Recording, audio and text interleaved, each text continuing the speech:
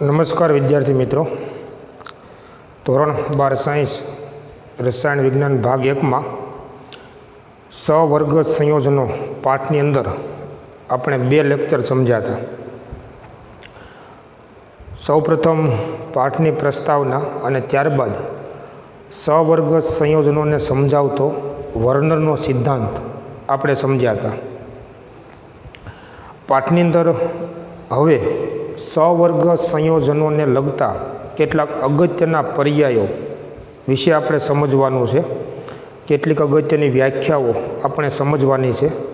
પરંતુ ફરી એક વખત આપણે યાદ કરી લઈએ કે સવર્ગ અથવા સંકીર્ણ સંયોજનો એ સંક્રાંતિ ધાતુ તત્વોની ખાસિયત છે.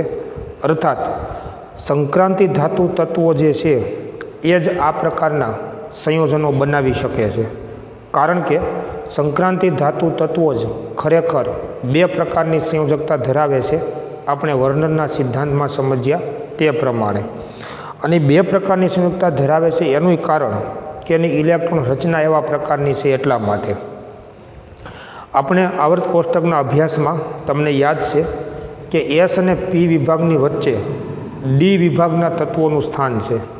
આવર્ત કોષ્ટક ઉપર ફરી એક વખત નજર નાખી લેવી અને તમને યાદ આવશે કે ખરેખર ડી વિભાગના તત્વોની શરૂઆત એ આવર્ત નંબર 4થી થાય છે. એટલે કે આવર્ત નંબર 4, 5, 6 અને 7 આ 4 આવર્તોમાં ડી વિભાગના જે તત્વો છે, એસ અને પી વિભાગની વચ્ચેના જે તત્વો છે એને આપણે સંક્રાંતિ તત્વો ટ્રાન્ઝિશન એલિમેન્ટ તરીકે ઓળખીએ છીએ. આવું નામ એને શું કામ આપ્યું એ પણ કદાચ તમને ખબર હશે કે આના બધા ગુણધર્મો એસ અને પી વિભાગની વચ્ચે સંક્રાંતિ પામે છે. અને એટલે જ એસ અને પી વિભાગની વચ્ચે આવેલા ડી વિભાગના તત્વોને સંક્રાંતિ તત્વો તરીકે ઓળખવામાં આવે છે. એમાં પણ ધાતુ ગુણધર્મો છે એટલે એને સંક્રાંતિ ધાતુઓ તરીકે પણ આપણે ઓળખીએ છીએ. પરંતુ જો તમે એની આયનીકરણ એન્થાલ્પીના મૂલ્યો જુઓ, જો કે હજી આપણે ભણીશું એટલે ખ્યાલ આવશે, તો આયનીકરણ એન્થાલ્પીના મૂલ્યો તમે જ્યારે જુઓ તો એમાં ખ્યાલ આવશે તમને કે એની આયનીકરણ એન્થાલ્પી એસ વિભાગના તત્વો કરતાં વધુ જોવા મળે છે અને પી વિભાગના તત્વો કરતાં ડી વિભાગના તત્વોની આયનીકરણ એન્થાલ્પી ઓછી જોવા મળે છે. કારણ કે કોઈ પણ આવર્તમાં ડાબીથી જમણી તરફ જઈએ તેમ આયનીકરણ એન્થાલ્પીનું મૂલ્ય વધશે અને એટલે ડી વિભાગના તત્વોની આયનીકરણ એન્થાલ્પી એસ વિભાગના તત્વો કરતાં વધુ અને પી વિભાગના તત્વો કરતાં ઓછી એવી આયનીકરણ એન્થાલ્પીના મૂલ્યો છે. એટલા માટે ડી વિભાગના તત્વોનો ધાત્વીય ગુણધર્મ કેવો હોય તો એસ વિભાગના તત્વો કરતાં ધાતુ ગુણધર્મ ઓછો હોય, પરંતુ પી વિભાગના તત્વો કરતાં ડી વિભાગના તત્વોમાં ધાત્વીય ગુણધર્મ વધારે હોય. કારણ કે કોઈ પણ આવર્તમાં ડાબીથી જમણી તરફ જઈએ તેમ ધાત્વીય ગુણધર્મ પણ ઘટે છે એ આપણે જાણીએ છીએ. એટલે આ ડી વિભાગના તત્વોના બધા ગુણધર્મો છે એ ખરેખર એસ અને પી વિભાગના તત્વોની વચ્ચે સંક્રાંતિ પામે છે અને એટલા માટે તેને સંક્રાંતિ તત્વો અથવા ટ્રાન્ઝિશન એલિમેન્ટ તરીકે ઓળખવામાં આવે છે.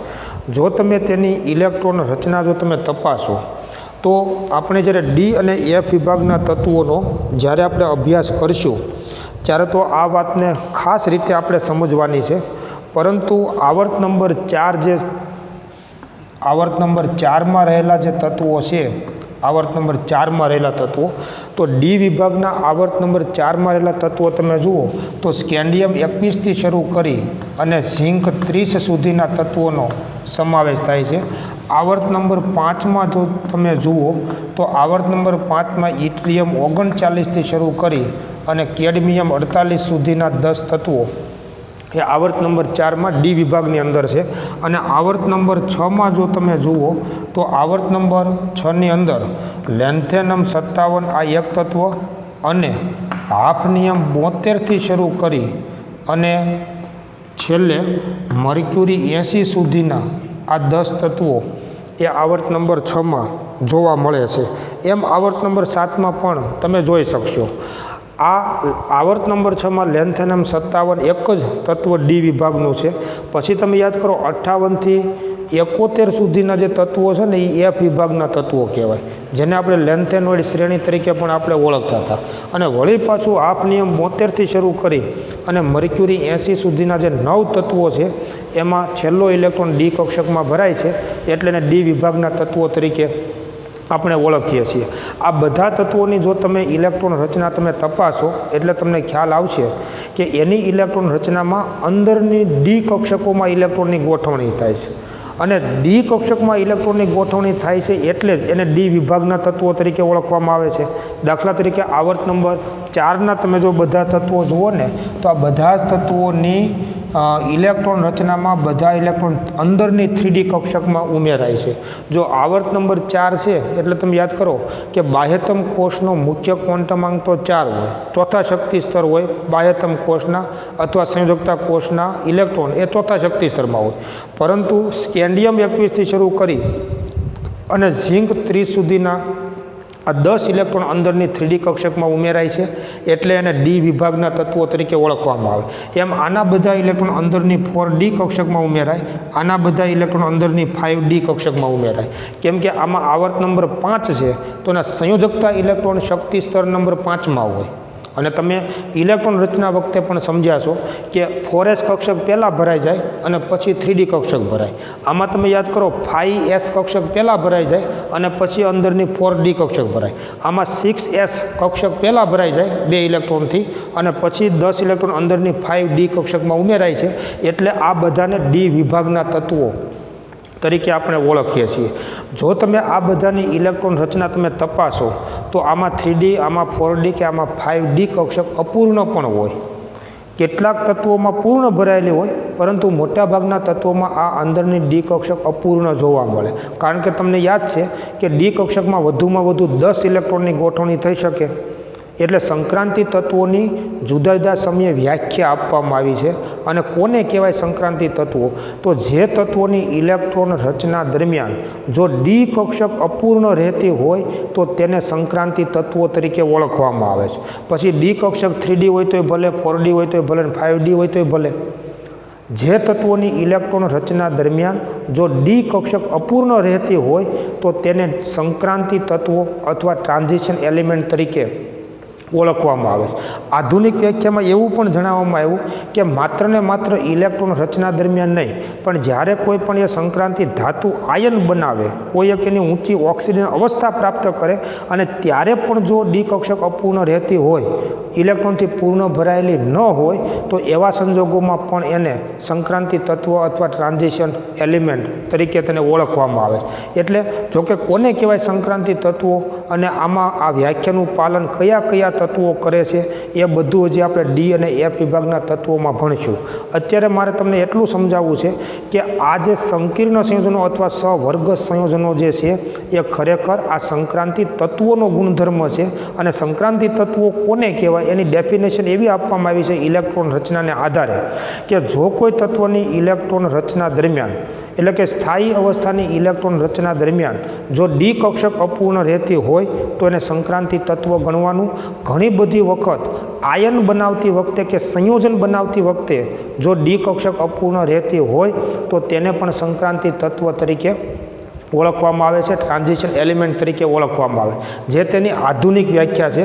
એટલે સમજો કે આધુનિક વ્યાખ્યા મુજબ શું કહી શકાય કે સંયોજન વખતે અથવા તો આયન વખતે જો ડી કક્ષક અપૂર્ણ રહેતી હોય તો તેવા તત્વોને સંક્રાંતિ તત્વો અથવા ટ્રાન્ઝિશન એલિમેન્ટ તરીકે ઓળખવામાં આવે છે. માની લો કે આ આધુનિક વ્યાખ્યા પ્રમાણે સંયોજન બનતી વખતે કે આયન બનતી વખતે જો 3D કક્ષક અપૂર્ણ રહેતી હોય ને તો એને પ્રથમ શ્રેણીના સંક્રાંતિ તત્વો તરીકે ઓળખવામાં આવે. કેમ કે સંક્રાંતિ તત્વોની આ પહેલી શ્રેણી થઈ આવર્ત નંબર 4.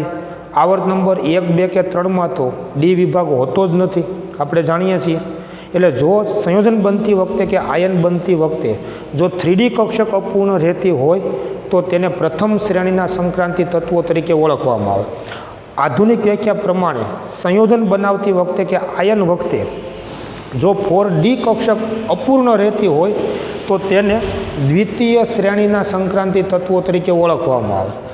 સંયોજન બનાવતી વખતે કે આયન વખતે જો 5D કક્ષક ઇલેક્ટ્રોનથી અપૂર્ણ રહેતી હોય તો તેને તૃતીય શ્રેણીના સંક્રાંતિ તત્વો તરીકે ઓળખવામાં આવે। એમ 6D કક્ષક જ્યારે અપૂર્ણ રહેતી હોય છે ને ત્યારે એને ચતુર્થ શ્રેણીના સંક્રાંતિ તત્વો તરીકે પણ ઓળખવામાં આવે છે। એટલે ખરેખર તમે જુઓ તો આવર્ત કોષ્ટકમાં જે ડી વિભાગના તત્વો છે એને આપણે સંક્રાંતિ તત્વો તરીકે ઓળખીએ છીએ, પરંતુ આધુનિક વ્યાખ્યા પ્રમાણે જો 3D કક્ષક અપૂર્ણ રહેતી હોય, આમ તો એમ કહી શકાય બધા માટે જો વ્યાખ્યા આપી હોય તો કે સંયોજન બનતી વખતે કે આયન વખતે જો ડી કક્ષક અપૂર્ણ રહેતી હોય તો એને સંક્રાંતિ તત્વો તરીકે ઓળખવામાં આવે છે। પરંતુ કઈ ડી કક્ષક, તો કે 3D કક્ષક જો અપૂર્ણ રહેતી હોય તો પ્રથમ શ્રેણીના સંક્રાંતિ તત્વો, 4D કક્ષક જો અપૂર્ણ રહેતી હોય તો દ્વિતીય શ્રેણીના સંક્રાંતિ તત્વો, 5D કક્ષક જો અપૂર્ણ રહેતી હોય તો તૃતીય શ્રેણીના સંક્રાંતિ તત્વો, અને આના પછી 6D કક્ષક જો અપૂર્ણ રહેતી હોય તો ચતુર્થ શ્રેણીના સંક્રાંતિ તત્વો તરીકે તેને ઓળખવામાં આવે છે। હવે આ બધા તત્વો જે છે એ સંકીર્ણ સંયોજનો બનાવી શકે છે, સવર્ગ સંયોજનો બનાવી શકે છે, કારણ કે આ બધાની ઇલેક્ટ્રોન રચના એવા પ્રકારની છે। પરંતુ એમાંથી સૌથી વધુ મહત્ત્વના અને આપણે જે ભણવાના છે એ પ્રથમ શ્રેણીના સંક્રાંતિ તત્વો આપણે ભણવાના છે, સંકીર્ણ સંયોજનો આપણે ભણવાના છે। પ્રથમ શ્રેણીના સંક્રાંતિ તત્વો આવા પ્રકારના જે સંયોજનો બનાવે છે કે જેને આપણે સવર્ગ અથવા તો સંકીર્ણ સંયોજનો તરીકે ઓળખીએ છીએ, એનો મહંદશે આપણે અભ્યાસ કરવાનો છે। તો એનો મતલબ એવો થયો કે પ્રથમ શ્રેણીના જે આ સંક્રાંતિ તત્વો છે સ્કેન્ડિયમથી ઝિંક, તો એની ઇલેક્ટ્રોન રચના આપણને ખૂબ ઊંડાણપૂર્વક આવડવી જોઈએ અથવા આપણને એનો ખ્યાલ હોવો જોઈએ, કારણ કે આ પ્રકારના જે કોઈ સંયોજનો બને છે એ બધા એની ઇલેક્ટ્રોન રચના એવા પ્રકારની છે, એટલે જ લિગેન્ડ પાસેથી ઇલેક્ટ્રોન યુગ્મ સ્વીકારી અને સવર્ગ સહસંયોજક બંધ બનાવી શકે છે। એટલે આપણે આ પાઠની અંદર આગળ ભણીએ તે પહેલાં સૌપ્રથમ અત્યારે સ્કેન્ડિયમથી ઝિંક સુધીના તત્વોની ઇલેક્ટ્રોન રચના મારે તમને જણાવી છે। એક વખત આપણે ખાલી યાદ કરી લઈએ। અગાઉ 1160ની અંદર પણ તમે સ્કેન્ડિયમથી ઝિંક સુધીના તત્વોની ઇલેક્ટ્રોન રચના તો તમે ભણ્યા જ છો। ફરી વખત આપણે એને જો સમજી લઈએ તો તમે યાદ કરો કે પરમાણુ ક્રમાંક 21 જે છે સ્કેન્ડિયમ 21, તો સ્કેન્ડિયમ 21 અથવા તો 21 નંબરનું તત્વ છે, નામ તમને બધાના યાદ હશે। 21 નંબરનું તત્વ સ્કેન્ડિયમ છે અને એની તમે જો ઇલેક્ટ્રોન રચના તમે જુઓ તો આર્ગોન 18, 3D અને 4s। આપણે ખરેખર જ્યારે પાઠ નંબર 2 સમજ્યા 1160નો, તો 1160નો પાઠ નંબર 2 જ્યારે આપણે સમજ્યા ને ત્યારે આપણે ખૂબ સારી રીતે બધા તત્વોની ઇલેક્ટ્રોન રચના વિશે પણ આપણે સમજ્યા હતા। તમને યાદ હશે કે આને આપણે પ્રથમ શક્તિ સ્તર n બરાબર 1 કહીએ છીએ, n બરાબર 2, n બરાબર 3, n બરાબર 4, એમ n બરાબર 5, આ બધા શક્તિ સ્તરો છે। આ બધા શક્તિ સ્તરોમાં તમે યાદ કરો કે જુદા જુદા પ્રકારની કક્ષકો આમાં રહેલી છે।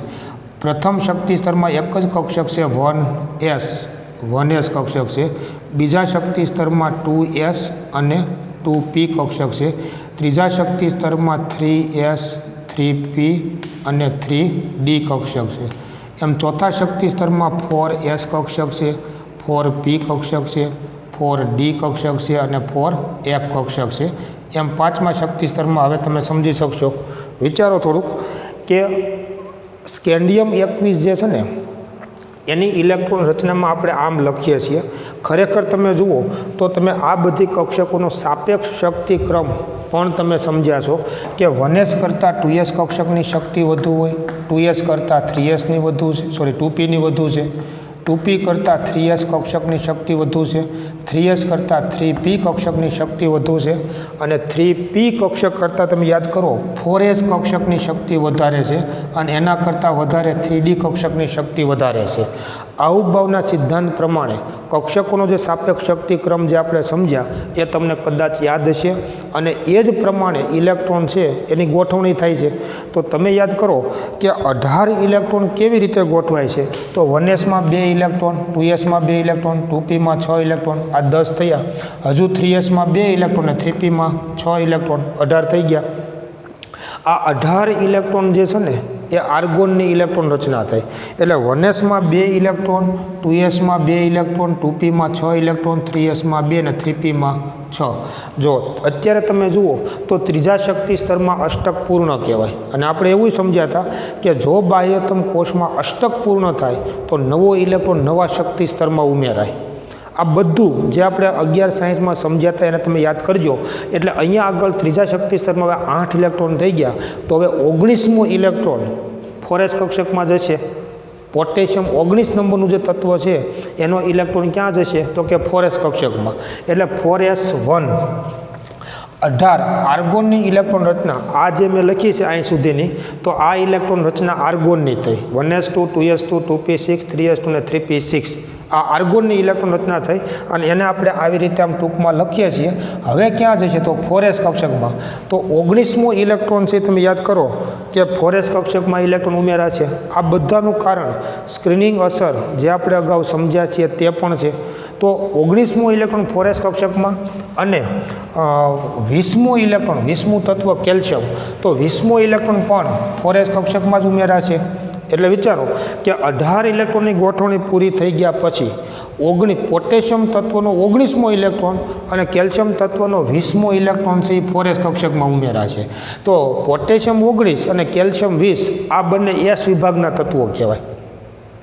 હવે જ્યારે 21મો ઇલેક્ટ્રોન આવશે સ્કેન્ડિયમનો 21મો ઇલેક્ટ્રોન એ હવે ક્યાં ભરાશે તો કે 3Dમાં ઇલેક્ટ્રોન ગોઠવા છે. એટલે ચોથા શક્તિ સ્તરમાં 4sમાં 2 ઇલેક્ટ્રોન ગોઠવાઈ જાય પછી 21 નંબરનો જે ઇલેક્ટ્રોન છે સ્કેન્ડિયમનો 21મો ઇલેક્ટ્રોન એ આ અંદરની 3D કક્ષકની અંદર ઉમેરા છે. આવું શું કામ થાય છે તો એના માટે તમે સ્ક્રીનિંગ અસરને એ બધો અભ્યાસ આપણે 11 સાયન્સની અંદર કરેલો છે. અને હજુ આપણે ડી અને એફ વિભાગના તત્વો ભણીશું ત્યારે એના વિશે આપણે ઊંડાણપૂર્વક સમજવાનું છે. તો તમે અહીંયા સમજી શકશો કે ખરેખર સ્કેન્ડિયમ 21 નંબરનું જે તત્વ છે ને એનો ઇલેક્ટ્રોન 3D કક્ષકમાં ઉમેરાય છે. એટલે 18 ને 2 20 અને 20 ને 3Dનો 1 એટલે 21 ઇલેક્ટ્રોન થઈ ગયા. જો કક્ષકોનો સાપેક્ષ શક્તિક્રમ આ પ્રમાણે છે. વાત સમજો બરાબર કે 4sમાં પહેલાં 2 ગોઠવાઈ જાય અને પછી 3Dમાં ઇલેક્ટ્રોન ગોઠવાય છે. હવે શું થશે કે સ્કેન્ડિયમ 21થી શરૂ કરી અને ઝિંક 30 સુધીના 10 ઇલેક્ટ્રોન આ 3D કક્ષકમાં ઉમેરાય. તો ખરેખર તમે જુઓ કે 4s કક્ષક આમાં તો 2 ગોઠવાઈ ગયા છે. અંદરની 3D કક્ષકમાં 10 ગોઠવા છે અને એ ભરાઈ ગયા પછી વળી પાછી બહારની 4p કક્ષકમાં ઇલેક્ટ્રોનની ગોઠવણી થશે. એટલે આ બંને તત્વો જે છે પોટેશિયમ 19 અને કેલ્શિયમ 20 એ બંને S વિભાગના તત્વો કહેવાય. 21 થી 30 ઇલેક્ટ્રોન 3D કક્ષકમાં ભરાશે એટલે એ ડી વિભાગના તત્વો કહેવાય. અને 30 પછી જ્યારે 31 નંબરનું તત્વ આવશે તો એના ઇલેક્ટ્રોન વળી પાછા 4p કક્ષકમાં ભરાશે એટલે એ પાછા પી વિભાગના તત્વો કહેવાય. આપણે અત્યારે પ્રથમ શ્રેણીના સંક્રાંતિ તત્વોની વાત કરીએ છીએ સ્કેન્ડિયમથી ઝિંક સુધીના, તો એ બધા જ ઇલેક્ટ્રોન અંદરની 3D કક્ષકની અંદર ઉમેરાશે અથવા ભરાશે. તો અહીંયા તમે વિચારો કે આ 4sમાં તો 2 ઇલેક્ટ્રોન ઓલરેડી ગોઠવાઈ ગયા છે અને હવે જે 10 ઇલેક્ટ્રોન ઉમેરાય છે એ અંદરની 3D કક્ષકમાં ઉમેરાય છે. તો આ બધા તત્વો માટે બાહ્યતમ કોષ કોણ ગણાય તો કે શક્તિ સ્તર નંબર 4 ગણાય. અને એટલા માટે જો તમે ગોઠવાય છે આવી રીતે આમ કે પહેલાં 4s ભરાય પછી 3D ભરાશે, પણ મુખ્ય ક્વોન્ટમ આંકને આધારે જો તમે જુઓ તો આ બાહ્યતમ કોષ કહેવાય. આ તો અંદરની કક્ષક છે અને એટલા માટે ઇલેક્ટ્રોન રચના લખતી વખતે આપણે 3D કક્ષકને અંદર લખીએ છીએ અને 4s કક્ષકને આપણે બહાર લખીએ છીએ. ખરેખર કક્ષકોનો સાપેક્ષ શક્તિક્રમ તો આ પ્રમાણે છે, એ ખાસ આપણને યાદ હોવું જોઈએ. એટલે જો આપણે ઇલેક્ટ્રોન રચના આ બધાની લખતા હોઈએ તો 3D કક્ષકને આપણે પહેલાં લખશું 3D1 અને 4s કક્ષકને આપણે બહારના ભાગમાં લખશું, કારણ કે એ બાહ્યતમ કોષ છે. શક્તિ સ્તર નંબર 4 એ સંયોજકતા કોષ છે અને અંદરની 3D કક્ષકમાં 10 ઇલેક્ટ્રોનની ગોઠવણી થાય છે. વિચારો કે 3D કક્ષક એ 5 પ્રકારની હોય છે. કેમ કે S કક્ષક એક જ પ્રકારની હોય, P કક્ષક 3 પ્રકારની હોય, D કક્ષક 5 પ્રકારની હોય અને F કક્ષક 7 પ્રકારની હોય. દરેક કક્ષકોના પેટા પ્રકાર આપણે 11 સાયન્સમાં સમજ્યા હતા. તો આવી જે 5 પ્રકારની જે 3D કક્ષક છે કે જે સમશક્તિ કક્ષકો હોય આપણે સમજી ગયા છીએ. અને આ 5 કક્ષકોની શક્તિ સમાન છે, જેને આપણે ડિજનરેટ ઓર્બિટલ્સ તરીકે પણ ઓળખીએ છીએ. 4s કક્ષક હંમેશા એક જ હોય. તો આમાં તમે જુઓ 2 ઇલેક્ટ્રોનની ગોઠવણી વિરુદ્ધ સ્પિન સમાંતર ગોઠવણી થશે અને 3D કક્ષકમાં અત્યારે એક જ ઇલેક્ટ્રોન છે. સ્કેન્ડિયમની ઇલેક્ટ્રોન રચના આ પ્રકારની થશે. 22 નંબરનું તત્વ છે ટિટેનિયમ 22. તો એની ઇલેક્ટ્રોન રચનામાં હવે તમે વિચારી શકશો કે 18, 18 ને 2 20, 20 ને 2 22. તો 3D કક્ષક કુલ 5 પ્રકારની છે મિત્રો, જાણીએ છીએ આપણે. 4s કક્ષક એક જ પ્રકારની હોય અને 4sમાં તો 2 ઇલેક્ટ્રોન છે જ ઓલરેડી. 3Dમાં હવે 2 ઇલેક્ટ્રોન હોય તો યાદ કરો કે હુન્ડના સિદ્ધાંત પ્રમાણે સમાન શક્તિ ધરાવતી કક્ષકોમાં ઇલેક્ટ્રોન અયુગ્મિત રહેશે. ઇલેક્ટ્રોન રચના માટેના જે બધા સિદ્ધાંતો ભણ્યા છીએ એ પણ તમને યાદ હશે. તો કેમ કે 3 મુખ્ય સિદ્ધાંત આપણે સમજ્યા હતા ઇલેક્ટ્રોન રચના માટે: આઉબાઉનો સિદ્ધાંત, પૌલીનો સિદ્ધાંત અને હુન્ડનો સિદ્ધાંત. તો હુન્ડના સિદ્ધાંત પ્રમાણે ઇલેક્ટ્રોન કેવી રીતે ગોઠવાય? તો સમાન શક્તિ ધરાવતી કક્ષકોમાં વધુમાં વધુ ઇલેક્ટ્રોન અયુગ્મિત રહેવાનું પસંદ કરે છે, કારણ કે એમાં જ તેની સ્પિન મહત્તમ થશે. અને એટલે જ તમે યાદ કરો કે હુન્ડના સિદ્ધાંતને આપણે મહત્તમ સ્પિન ગુણકતાના સિદ્ધાંત તરીકે પણ આપણે ઓળખીએ છીએ. તો હુન્ડના સિદ્ધાંત પ્રમાણે 3D કક્ષકમાં જે 2 ઇલેક્ટ્રોન છે એ બંને ઇલેક્ટ્રોન અયુગ્મિત રહેશે. સ્કેન્ડિયમ, ટિટેનિયમ પછી વેનેડિયમ તત્વ 23 નંબરનું તત્વ છે વેનેડિયમ 23. તો એની તમે ઇલેક્ટ્રોન રચના જુઓ તો આર્ગોન 3D 4s 18, 18 ને 2 20, 20 ને 3 23. 3Dમાં 3 ઇલેક્ટ્રોન આઉબાઉ પૌલી અને હુન્ડના સિદ્ધાંત પ્રમાણે ગોઠવા છે. 4sમાં 2 ઇલેક્ટ્રોન છે, વિરુદ્ધ સ્પિન સમાંતર ગોઠવણી. 3Dમાં 3 ઇલેક્ટ્રોન, 3 કક્ષકોમાં એક અયુગ્મિત ઇલેક્ટ્રોન રહે છે. ક્રોમિયમ 24 નંબરનું તત્વ છે એટલે આર્ગોન 3D 4s 18 ને 2 20, 20 ને 4 24. આ 3Dમાં કુલ 4 ઇલેક્ટ્રોનની ગોઠવણી થાય છે. 3D કક્ષક 5 પ્રકારની, 4s કક્ષક એક જ પ્રકારની. જોજો 3Dમાં કુલ 4 ઇલેક્ટ્રોન છે. અને હવે તમે યાદ કરો કે 11 સાયન્સમાં આપણે સમજ્યા હતા તે પ્રમાણે 3D કક્ષક અર્ધપૂર્ણ થવા માટે એક જ ઇલેક્ટ્રોન ઘટે છે. જો 3D કક્ષક અર્ધપૂર્ણ હોય એટલે કે એમાં 5 ઇલેક્ટ્રોન હોય તો યાદ કરો મહત્તમ સ્થાયીતા પ્રાપ્ત કરશે. અને એટલા માટે 3D અને 4s કક્ષકોનો શક્તિ તફાવત ખૂબ જ ઓછો હોવાથી અને 3D કક્ષક અર્ધપૂર્ણ થવા માટે અથવા એક વિશિષ્ટ સ્થાયીતા પ્રાપ્ત કરવા માટે 4s કક્ષકના 1 ઇલેક્ટ્રોનનું સંક્રમણ 3D કક્ષકમાં થાય છે. અને એટલા માટે ક્રોમિયમની ઇલેક્ટ્રોન રચનામાં 4s2 ને બદલે 4s1 અને 3D 4 ને બદલે 3D 5 આ રીતે 5 ઇલેક્ટ્રોન છે ને એ ગોઠવાઈ જાય. એટલે 18 ને 1 19 ને 5 24 આ રીતે કુલ 24 ઇલેક્ટ્રોન છે. પણ આદર્શ ઇલેક્ટ્રોન રચના કરતાં જુદી પડે છે. એટલે ઘણી બધી વખત ક્રોમિયમની ઇલેક્ટ્રોન રચનાની આગળ આમ સ્ટાર અથવા ફૂદરી કરી અને એને આપણે દર્શાવીએ છીએ. આવા પ્રકારની ઇલેક્ટ્રોન રચનાઓ તમે યાદ કરો મિત્રો કે 11 સાયન્સમાં પણ પાઠ નંબર 2ના અંત ભાગમાં આપણે સમજ્યા હતા. ત્યાર પછી 25 નંબરનું જે તત્વ છે એને આપણે સમજીએ. તો મિત્રો 25 નંબરનું જે તત્વ છે મેંગેનીઝ 25 નંબર, એની જો આપણે ઇલેક્ટ્રોન રચના જોઈએ તો ક્રોમિયમ પછી 25 નંબરનું તત્વ મેંગેનીઝ. તો મેંગેનીઝની ઇલેક્ટ્રોન રચના આર્ગોન 18 3D અને 4s 18 ને 2 20 ને 5 25. હંમેશા મેં તમને કીધું તે પ્રમાણે 4sમાં ઇલેક્ટ્રોન પ્રથમ ગોઠવાશે અને ત્યારબાદ જ 3D કક્ષકમાં ઇલેક્ટ્રોનની ગોઠવણી થશે. તો 3D કક્ષક 5 પ્રકારની છે અને 5 પ્રકારની આ 3D કક્ષક જે છે એમાં કુલ 5 ઇલેક્ટ્રોન છે. 4s કક્ષકમાં 2 ઇલેક્ટ્રોન છે, દરેક 3Dમાં એક ઇલેક્ટ્રોન હુન્ડના સિદ્ધાંત પ્રમાણે. તો મેંગેનીઝની ઇલેક્ટ્રોન રચના આર્ગોન 18 4s2 અને 3D 5. ત્યાર પછી આયર્ન 26 નંબરનું જે તત્વ છે તો એની ઇલેક્ટ્રોન રચના આપણે લખીએ કે આર્ગોન 18 3D 4s 18 ને 2 20 ને 6 26. 18, 18 ને 2 20, 20 ને 6 26. મેં તમને કીધું તે પ્રમાણે 4sમાં જ પહેલાં ઇલેક્ટ્રોન ગોઠવાય, પણ મુખ્ય ક્વોન્ટમાંક 4 હોવાથી એને આપણે પાછળ લખીએ છીએ, 3D કક્ષકને આગળ લખીએ છીએ. તો 18 ઇલેક્ટ્રોન જે છે આર્ગોનના, ત્યાર પછી 3Dમાં 6 ઇલેક્ટ્રોન છે. આ 3Dમાં 6 ઇલેક્ટ્રોન આઉબા પૌલી અને હુન્ડના સિદ્ધાંત પ્રમાણે ગોઠવાય. 4s કક્ષકમાં 2 ઇલેક્ટ્રોન વિરુદ્ધ સ્પિન સમાંતર ગોઠવણી. 3Dમાં 6 ઇલેક્ટ્રોન 1 2 3 4 અને આ 5 ઇલેક્ટ્રોન. છઠ્ઠો ઇલેક્ટ્રોન હવે યુગ્મીકરણ પામશે એટલે 3D કક્ષકમાં એક કક્ષકમાં યુગ્મ છે, 4 કક્ષકમાં એક એક ઇલેક્ટ્રોનની ગોઠવણી થશે. કોબાલ્ટ 27 નંબરનું તત્વ છે, જેની ઇલેક્ટ્રોન રચના આર્ગોન 18 3D 18 ને 2 20 ને 7 27. 7 ઇલેક્ટ્રોન 3D કક્ષકમાં અને 3D કક્ષક 5 પ્રકારની હોય છે. 4s કક્ષક એક જ પ્રકારની, 2 ઇલેક્ટ્રોન વિરુદ્ધ સ્પિન સમાંતર ગોઠવણી. 7 ઇલેક્ટ્રોનની ગોઠવણી નિયમ પ્રમાણે તો 1 2 3 4 5 આ છઠ્ઠો ઇલેક્ટ્રોન અને આ 7મો ઇલેક્ટ્રોન. તો 3D કક્ષકમાં 7 ઇલેક્ટ્રોન છે, તો 2 કક્ષકમાં યુગ્મ હોય, 3 કક્ષકમાં અયુગ્મિત ઇલેક્ટ્રોન હોય. 28 નંબરનું તત્વ છે નિકલ 28. તો ઇલેક્ટ્રોન રચના આર્ગોન 3D 4s 18 ને 2 20 ને 8 28. 18 ને 2 20 20 ને 8 28. 3D કક્ષક 5 પ્રકારની હોય છે અને આ 5 કક્ષકોમાં કુલ 8 ઇલેક્ટ્રોનની ગોઠવણી હુનના સિદ્ધાંત પ્રમાણે થશે. 4sમાં 2 ઇલેક્ટ્રોન, 3Dમાં 8 એટલે 1 2 3 4 5 આ છઠ્ઠો ઇલેક્ટ્રોન, 7મો ઇલેક્ટ્રોન આ 8મો ઇલેક્ટ્રોન. તો 3Dમાં 8 ઇલેક્ટ્રોન છે, 3 કક્ષકમાં યુગ્મ હોય છે અને 2 અયુગ્મિત ઇલેક્ટ્રોન હોય. ત્યાર પછી કોપર 29 નંબરનું તત્વ છે, તો આર્ગોન 18 3D 4s 18 ને 2 20 ને 9 29. તો વળી પાછું તમે વિચારો કે 3D કક્ષક પૂર્ણ થવા માટે એક જ ઇલેક્ટ્રોન ઘટે છે.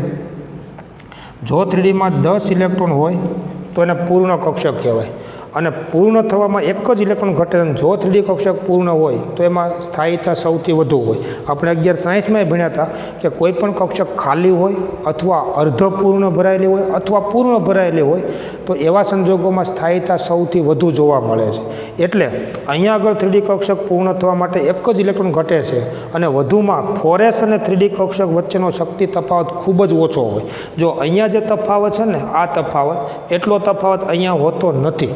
સ્ક્રીનિંગ અસરના કારણે આ બંને કક્ષકોની શક્તિ લગભગ સમાન હોય, અને આ તફાવત ખૂબ ઓછો હોવાથી એક વિશિષ્ટ સ્થાયીતા પ્રાપ્ત કરવા માટે 4s કક્ષકના 1 ઇલેક્ટ્રોનનું સંક્રમણ 3D કક્ષકમાં થશે અને 3D 10 ઇલેક્ટ્રોન થશે.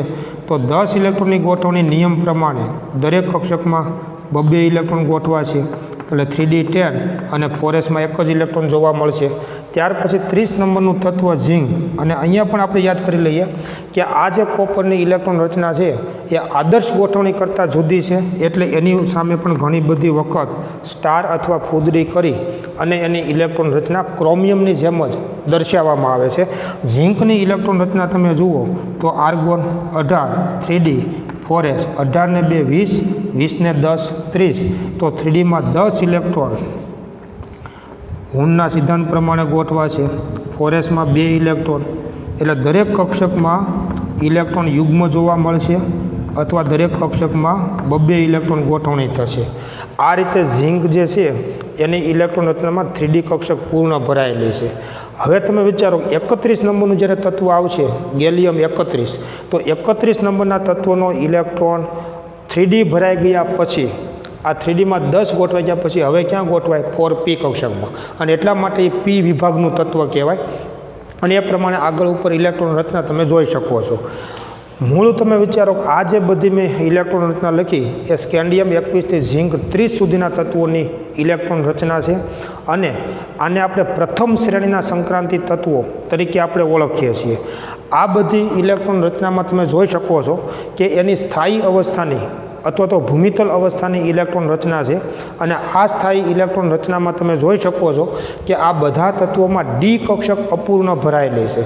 જો ડી કક્ષકમાં 10 ઇલેક્ટ્રોન હોય તો એ પૂર્ણ ભરાયેલી કહેવાય.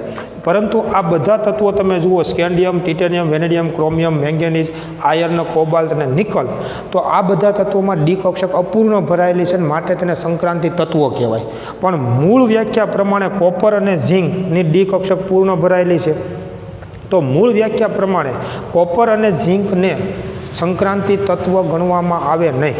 આધુનિક વ્યાખ્યા પ્રમાણે સંયોજન બનાવતી વખતે આયન બનતી વખતે જો ડી કક્ષક અપૂર્ણ રહેતી હોય તો એને પણ સંક્રાંતિ તત્વ તરીકે ઓળખવામાં આવે.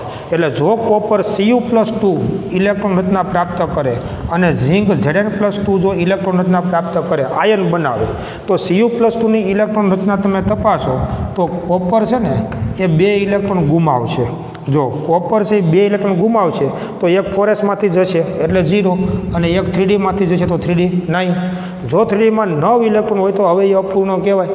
એટલે કોપર તત્વને સંક્રાંતિ તત્વ ગણવામાં આવે છે.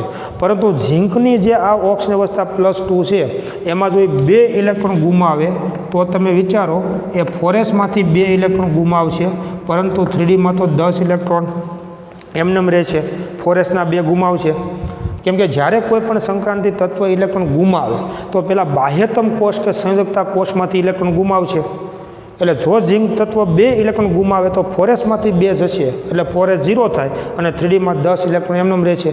તો ખરેખર આધુનિક વ્યાખ્યા પ્રમાણે પણ ઝીંક તત્વને સંક્રાંતિ તત્વ ગણી શકાય નહીં, કેમ કે વ્યાખ્યાનું પાલન કરતું નથી.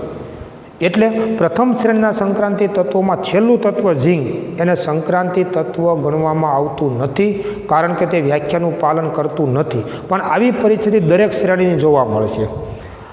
દ્વિતીય શ્રેણીના સંક્રાંતિ તત્વનું છેલ્લું તત્વ, તૃતીય શ્રેણીના સંક્રાંતિ તત્વનું પણ છેલ્લું તત્વ એને સંક્રાંતિ તત્વ ગણવામાં આવતા નથી, કારણ કે તે વ્યાખ્યાનું પાલન કરતા નથી. જે રીતે આપણે આમાં 3D અને 4s ઇલેક્ટ્રોન ગોઠવાય છે એમ તમે જ્યારે દ્વિતીય શ્રેણીના સંક્રાંતિ તત્વો તમે જુઓ તો 5s અને 4d ઇલેક્ટ્રોન ગોઠવા છે. તૃતીય શ્રેણીના સંક્રાંતિ તત્વો તમે જુઓ તો 6s અને 5d કક્ષકોમાં ઇલેક્ટ્રોન ગોઠવા છે. તો એની ઇલેક્ટ્રોન રચનાઓ જે છે એ આપણે જ્યારે ડી વિભાગના તત્વોનો અભ્યાસ કરીશું ત્યારે જોઈશું. પરંતુ આ બધા તત્વો જે સંયોજનો બનાવે છે એને આપણે સંકીર્ણ સંયોજનો અથવા તો સવર્ગ સંયોજનો તરીકે ઓળખીએ છીએ. ખાસ તમે જુઓ કે જો તમે આ પ્રથમ શ્રેણીના સંક્રાંતિ તત્વોની જો આપણે વાત કરીએ તો અત્યારે તમે જુઓ કે અંદરની 3D કક્ષકમાં ઇલેક્ટ્રોન ગોઠવાય છે. 4s તો 2 ઇલેક્ટ્રોન ઓલરેડી ગોઠવાયેલા છે. પરંતુ હજુ ચોથા શક્તિ સ્તરમાં આ 4p અને 4d સંપૂર્ણ ખાલી હોય. ચોથા શક્તિ સ્તરમાં કેમ કે આ પ્રથમ શ્રેણીના સંક્રાંતિ તત્વોમાં સંયોજકતા કોષ કોણ થયું તો કે ચોથું શક્તિ સ્તર, અને ચોથા શક્તિ સ્તરમાં 4p અને 4d કક્ષક સંપૂર્ણ હજી ખાલી છે અને એ પણ લિગેન્ડ પાસેથી ઇલેક્ટ્રોન યુગ્મ સ્વીકારવા માટે સહકાર આપશે. ઇલેક્ટ્રોન યુગ્મ સ્વીકારી શકશે અને સવર્ગ સહસંયોજક બંધ બનાવી શકશે. કારણ કે 4s કક્ષક જે છે એના પછી હજુ 4p કક્ષક અને 4d કક્ષક હજુ સંપૂર્ણ ખાલી છે. તો 4s પછી 4p કક્ષક અને 4d કક્ષક આ કક્ષકો સંપૂર્ણ ખાલી છે.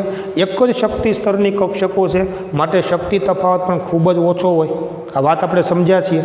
અને એટલા માટે લગભગ શક્તિ સમાન હોય ને એવી આ બધી કક્ષકો લિગેન્ડ પાસેથી ઇલેક્ટ્રોન યુગ્મ સ્વીકારી સવર્ગ સહસંયોજક બંધ બનાવી અને જે સંયોજનો બનાવે છે તેને સંકીર્ણ સંયોજનો અથવા તો સવર્ગ સંયોજનો તરીકે ઓળખવામાં આવે છે.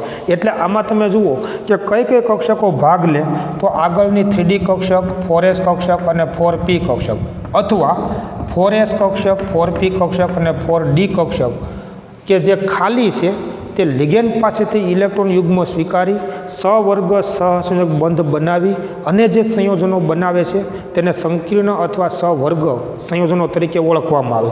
જો આપણે આ શ્રેણીના તત્વોની વાત કરીએ તો બંધ બનાવવા માટે કઈ કઈ કક્ષકો જવાબદાર બનશે તો 3D, 4s અને 4p કક્ષક. અત્યારે તમે જુઓ તો 3D કક્ષક અપૂર્ણ ભરાયેલી છે. આ બધી તત્વોમાં આ કક્ષકો ખાલી છે. આમાં પણ કક્ષકો ખાલી થઈ શકે જ્યારે આયન બનશે ત્યારે. અને કોઈ પણ સંકીર્ણ સંયોજનમાં તમે જુઓ તો મોટાભાગે સંક્રાંતિ ધાતુ છે ધાતુ આયન તરીકે જ હોય છે. એટલે એની વ્યાખ્યા છે કે જ્યારે સંક્રાંતિ ધાતુ તત્વ અથવા ધાતુ આયન કે જેની 3D, 4s અને 4p કક્ષક અથવા 4s, 4p અને 4d કક્ષક કે જે ખાલી છે તે ઋણાયન અથવા તટસ્થ અણુ પાસેથી ઇલેક્ટ્રોન યુગ્મ સ્વીકારી સવર્ગ સહસંયોજક બંધ બનાવી અને જે સંયોજનો બનાવે છે તેને સવર્ગ સંયોજનો અથવા તો તેને સંકીર્ણ સંયોજનો તરીકે ઓળખવામાં આવે છે. આ પ્રકારના અનેક સંકીર્ણ સંયોજનો બનાવી શકે છે જેમાં સંક્રાંતિ ધાતુની ખાલી કક્ષકો ઇલેક્ટ્રોન યુગ્મનો સ્વીકાર કરે છે, એટલે એને લુઈસ એસિડ તરીકે વર્તે છે એમ કહેવાય. તટસ્થ અણુ અથવા તો ઋણ આયન કે જેની પાસે ઇલેક્ટ્રોન યુગ્મ છે અને એ પ્રદાન કરે છે એટલે એને લુઈસ બેઝ તરીકે વર્તે છે તેમ કહેવાય. આવા પ્રકારના જે તટસ્થ અણુ કે ઋણાયન છે કે જે ઇલેક્ટ્રોન યુગ્મનું પ્રદાન કરે છે એને આપણે લિગેન્ડ તરીકે પણ ઓળખીએ છીએ.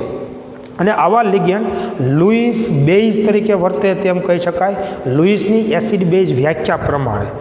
આ પ્રકારના સંકીર્ણ સંયોજનોને સમજવા માટે જો આપણે એક ઉદાહરણ જોઈએ તો માની લો કે સંકીર્ણ સંયોજન જે છે એની અંદર સંક્રાંતિ ધાતુની ખાલી કક્ષકો વપરાશે અને લિગેન્ડ જે છે એની પાસેથી ઇલેક્ટ્રોન યુગ્મ એ મેળવશે.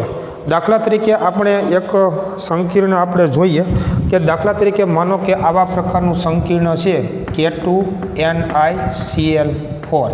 જો K2NiCl4 આ એક પ્રકારનું સંકીર્ણ સંયોજન છે, કોમ્પ્લેક્સ કમ્પાઉન્ડ છે. અને આ સંકીર્ણ સંયોજનમાં તમે જોઈ શકો છો કે સંક્રાંતિ ધાતુ તરીકે નિકલ ધાતુ છે. આમાં તમે વિચારી શકશો કે આમાં K+1 એ ધન આયન છે અને NiCl4 -2 આ પ્રકારનો ઋણાયન છે. કેમ કે આને આપણે કાઉન્ટર આયન અથવા પ્રતિ આયન તરીકે ઓળખીએ છીએ. આ સવર્ગ સ્પીસીઝ કહેવાય. સવર્ગ સ્પીસીઝ પરનો ઋણ વીજભાર -2 છે એટલે એને તટસ્થ કરવા માટે 2 મોલ પોટેશિયમ આયન એ આયનીય બંધથી જોડાયેલા હોય. આની અંદર તમે જો ઓક્સિડેશન આંક અને વીજભારની ગણતરી કરો તો એક પોટેશિયમ પરનો ઓક્સિજન +1 તો 2નો વીજભાર થશે +2. દરેક ક્લોરીનનો વીજભાર -1 હોય એવા 4 છે એટલે -4 થાય. કુલ વીજભાર 0 કરવા માટે નિકલનો ઓક્સિજનાંક +2 થશે. એટલે તમે જુઓ કે NiCl4 ઉપર -2 આ જે ઋણ આયન છે, કેમ કે આ સંકીર્ણ સંયોજન આ ધનાયન અને આ ઋણાયનથી બનેલો છે. હવે આ જે છે ને સવર્ગ સ્પીસીઝ જેને આપણે સંકીર્ણ આયન કહીએ છીએ, વિચારજો બરાબર કે આને સવર્ગ સ્પીસીઝ અથવા સંકીર્ણ આયન કહેવાય. એના પરનો વીજભાર ઋણ છે એટલે એને તટસ્થ કરવા માટે ધનાયન આયનીય બંધથી જોડાયેલો છે અને જોડાઈ જાય તો આને સંકીર્ણ સંયોજન કહેવાય. આ જે છે એને સંકીર્ણ સંયોજન કહેવાય અને આટલાને માત્ર સવર્ગ સ્પીસીઝ અથવા તો સંકીર્ણ આયન તરીકે ઓળખવામાં આવે. હવે આ સંકીર્ણ આયન જે છે એની ભૌમિતિક રચના જો આપણે સમજવી હોય તો એનો આધાર એમાં થતા સંકરણ અને એની બંધ રચના ઉપર હોય. દાખલા તરીકે NiCl4 -2 આ જે ઋણાયન છે એમાં નિકલની ઓક્સિજન અવસ્થા કેટલી તો કે +2. અહીંયા તમે જોઈ શકશો કે 4 ક્લોરીનનો વીજભાર -4 અને નિકલનો ઓક્સિજનાંક +2 છે એટલે +2 અને -4 એટલે -2 માટે આના પરનો વીજભાર -2 થશે. તો NiCl4 ઉપર -2માં નિકલ જે છે નિકલ એની ઓક્સિજન અવસ્થા +2 છે. પરમાણુ ક્રમાંક 28 છે. તમે જાણો છો કે અહીં લખીએ આપણે કે આમાં નિકલની ઓક્સિડેશન અવસ્થા +2 છે. હવે નિકલની તમે જો ઇલેક્ટ્રોન રચના તમે લખો તો અહીંયા આપણે બાજુમાં લખેલી છે કે નિકલનો પરમાણુ ક્રમાંક કેટલો છે 28, જેની ઇલેક્ટ્રોનના આર્ગોન 3d8 4s2, પરંતુ એની ઓક્સિજન અવસ્થા +2 છે. એનો મતલબ 2 ઇલેક્ટ્રોન એ ગુમાવે છે. તો નિકલ +2ની જો મારે ઇલેક્ટ્રોન રચના લખવી હોય તો આર્ગોન પછી 3d 4s અને આ 4sમાં 2 ઇલેક્ટ્રોન છે. વિચારજો બરાબર કે આમ છે ખરેખર 4s2 અને 3d8 આમ છે ઇલેક્ટ્રોન રચના. હવે નિકલની ઇલેક્ટ્રોન આર્ગોન 3d8 4s2 છે, પરંતુ 2 ઇલેક્ટ્રોન ગુમાવે છે કારણ કે એની ઓક્સિજન અવસ્થા +2 છે. જો 2 ગુમાવે તો 4sમાંથી ગુમાવશે. હવે તમે જુઓ કે 3d કક્ષક જે છે એ કુલ 5 પ્રકારની છે અને એમાં કુલ 8 ઇલેક્ટ્રોન છે. 4s કક્ષક એક જ છે. 8 ઇલેક્ટ્રોનની ગોઠવણી નિયમ પ્રમાણે 4 5 6 7 અને 8 ઇલેક્ટ્રોનની ગોઠવણી થઈ. 4s કક્ષક છે એ અત્યારે સંપૂર્ણ ખાલી છે, પરંતુ હજી દરેક સંક્રાંતિ ધાતુની ચોથા શક્તિ સ્તરમાં 4s પછી હજી 4p કક્ષક પણ ખાલી હોય છે, જે આપણે જરૂર પડે દર્શાવતા હોઈએ. હવે 4p કક્ષક જે છે એ 3 પ્રકારની હોય છે અને 3 કક્ષકો ખાલી છે. વિચારો કે નિકલ +2 જે છે સંક્રાંતિ ધાતુ આયન, કેમ કે નિકલને સંક્રાંતિ ધાતુ કહેવાય અને નિકલ +2 એને સંક્રાંતિ ધાતુ આયન કહેવાય. તો સંક્રાંતિ ધાતુ આયનની ઇલેક્ટ્રોન રચના શું થઈ તો કે આર્ગોન 18 3d8 ને 4s 0. તમે સમજી શકશો કે આ નિકલ +2 જે સંક્રાંતિ ધાતુ આયન છે એની 4s કક્ષક અને 4p કક્ષક સંપૂર્ણ ખાલી છે. અને આ ખાલી કક્ષકો જે છે એ લિગેન્ડ પાસેથી ઇલેક્ટ્રોન યુગ્મ સ્વીકારી અને સવર્ગ સહસંયોજક બંધ બનાવી શકશે. પરંતુ બંધ બનાવવા માટે સંકરણ, કેમ કે તમે યાદ કરો સહસંયોજક બંધની તમે જે રીતે રચના સમજ્યા છો એવી જ રચના સહવર્ગ સહસંયોજક બંધની હોય.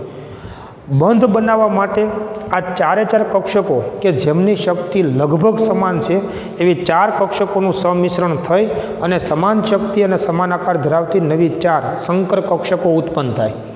એક 4s કક્ષક અને 3 4px 4py 4pz આ ચાર કક્ષકો કે જેમનો શક્તિ તફાવત ખૂબ જ ઓછો છે એવી ચાર કક્ષકોનું સંમિશ્રણ થઈ અને સમાન શક્તિ અને સમાન આકાર ધરાવતી નવી ચાર સંકર કક્ષકો ઉત્પન્ન થાય. દાખલા તરીકે આ જે છે નિકલ +2, તો નિકલ +2ની આવી ચાર સંકર કક્ષકો દરેકને sp3 સંકર કક્ષકો તરીકે ઓળખી શકાય.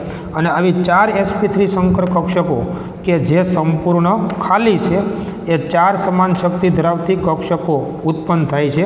અને આ ચાર સંકર કક્ષકોમાં Cl ઋણાયન લિગેન્ડ પાસેથી ઇલેક્ટ્રોન યુગ્મનો સ્વીકાર કરશે. વિચારજો બરાબર કે કોઈ પણ સંક્રાંતિ ધાતુ હોય તો જો મેં કીધું તે પ્રમાણે 3D 4s અને 4p, કેમ કે આ 3D કક્ષક 4s કક્ષક અને ત્યાર પછી 4p અને 4d આ બધી કક્ષકોની શક્તિ લગભગ સમાન હોય, શક્તિ તફાવત ખૂબ જ ઓછો હોય. એટલે જે કક્ષકો ખાલી છે ને એ લિગેન્ડ પાસેથી ઇલેક્ટ્રોન યુગ્મ સ્વીકારી અને સહવર્ગ સહસંયોજક બંધ બનાવશે. પણ એના માટે સંકરણ થઈ અને સમાન શક્તિ અને સમાન આકાર ધરાવતી નવી સંકર કક્ષકો ઉત્પન્ન થાય. જે રીતે આપણે સંકરણનો સિદ્ધાંત સમજ્યા છીએ સહસંયોજક બંધની રચના માટે, એવા જ પ્રકારનો સંકરણનો સિદ્ધાંત એ આ સહવર્ગ સહસંયોજક બંધ માટે પણ સમજી શકાય. ફેર એટલો હોય કે એમાં યાદ કરો ઇલેક્ટ્રોનની સહિયારી ભાગીદારી હોય, જ્યારે અહીંયા આગળ ઇલેક્ટ્રોનની સહિયારી ભાગીદારી ન હોય. એટલે એમાં શું થતું હતું તો અયુગ્મિત ઇલેક્ટ્રોન ધરાવતી કક્ષકોનું સહમિશ્રણ થતું હતું અને પછી સહમિશ્રણ થઈને ભાગીદારી થતી હતી ઇલેક્ટ્રોનની. અહીંયા આગળ તમે જુઓ તો સંક્રાંતિ ધાતુની ખાલી કક્ષકોનું સહમિશ્રણ થઈ અને સમાન શક્તિ અને સમાન આકાર ધરાવતી નવી ચાર સંકર કક્ષકો ઉત્પન્ન થાય. અને આ ખાલી સંકર કક્ષકોમાં લિગેન્ડ પાસેથી આવતું ઇલેક્ટ્રોન યુગ્મ સ્વીકારશે અને કુલ ચાર સહવર્ગ સહસંયોજક બંધ બનાવશે. દાખલા તરીકે તમે જુઓ તો અત્યારે લિગેન્ડ તરીકે કોણ છે તો કે Cl ઋણાયન છે. હવે ક્લોરાઇડ આયન જે છે એ લિગેન્ડ તરીકે વર્તે છે કારણ કે એની પાસે એક વધારાનું અબંધકારક ઇલેક્ટ્રોન યુગ્મ છે. દાખલા તરીકે ક્લોરીન છે તો એનો પરમાણુ ક્રમાંક 17 છે, આ તમે જાણો છો. અને જો હું આની ઇલેક્ટ્રોન રચના લખું તો નિયોન 3s2 3px2 3py2 અને 3pz1. વિચારો કે આ ક્લોરીન પરમાણુ છે અને આ લિગેન્ડ નથી. ક્લોરાઇડ આયન Cl ઋણાયન એક ઇલેક્ટ્રોન વધારાનો છે અને આ વધારાનો ઇલેક્ટ્રોન છે એ 3pzમાં મળશે. એટલે આ ઇલેક્ટ્રોન યુગ્મ છે ને એ ક્લોરાઇડ આયન પાસે ઇલેક્ટ્રોન યુગ્મનું પ્રદાન કરવા માટેનું યુગ્મ છે. આવા પ્રકારનું ક્લોરાઇડ આયન પાસેનું 3pz કક્ષકમાં જે એક વધારાનું ઇલેક્ટ્રોન યુગ્મ છે એ ઇલેક્ટ્રોન યુગ્મનું પ્રદાન કરી અને સહવર્ગ સહસંયોજક બંધ બનાવશે.